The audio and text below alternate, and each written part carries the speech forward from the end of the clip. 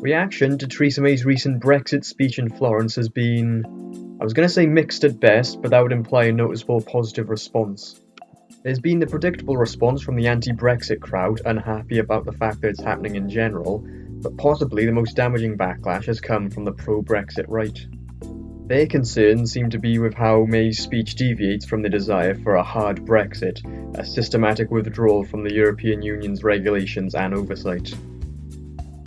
And what we've done today is we've kicked it into the long grass for at least another 2 years. It's a good day for Westminster, it's a good day for the political class, it's a good day for Goldman Sachs, but it's two fingers up to 17.4 million people who voted for Brexit. So what is it about the Prime Minister's speech that's caused discontent in her base? One particular Eurosceptic sore spot is May's reference to EU law and jurisdiction in the UK.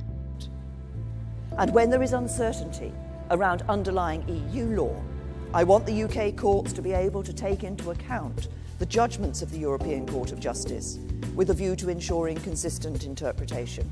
And then there's May's concession about the continuation of free movement of EU citizens into the UK in the 2 years after Brexit as part of a transition period, and also her assurance to the EU that Britain would pay into the EU budget during this period. So during the implementation period, people will continue to be able to come and live and work in the UK, but there will be a registration system, an essential preparation for the new regime. As of today, these considerations point to an implementation period of around 2 years. Still, I do not want our partners to fear that they will need to pay more or receive less over the remainder of the current budget plan as a result of our decision to leave. The UK will honour commitments we have made during the period of our membership. These are both U-turns on what are seen as key proposals of the Leave campaign.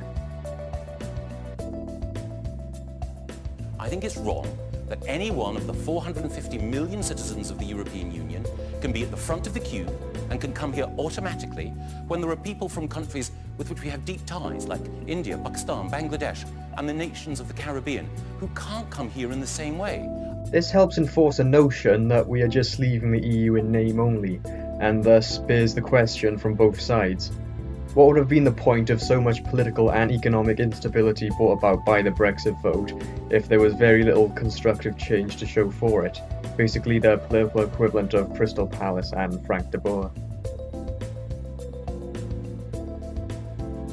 And some of these concerns are well founded, especially in regard to EU courts and law, with a Spectator article by Marina Wheeler citing how the European Court of Justice has ruled that the collection of non-spoken and non-written data by British intelligence agencies is unlawful, despite the cease of said data collection possibly putting the national security of the United Kingdom and it may be other member states at risk. I'd recommend reading the article itself for more detail. But is there somewhat of a method to the PM's supposed madness? The Prime Minister has been criticised for her obtuse negotiating style, causing relations during initial EU talks to be frosty. Is this thus an attempt to thaw relations? Is Theresa May showing that she's someone open to compromise, hopefully endearing the EU to compromises of their own?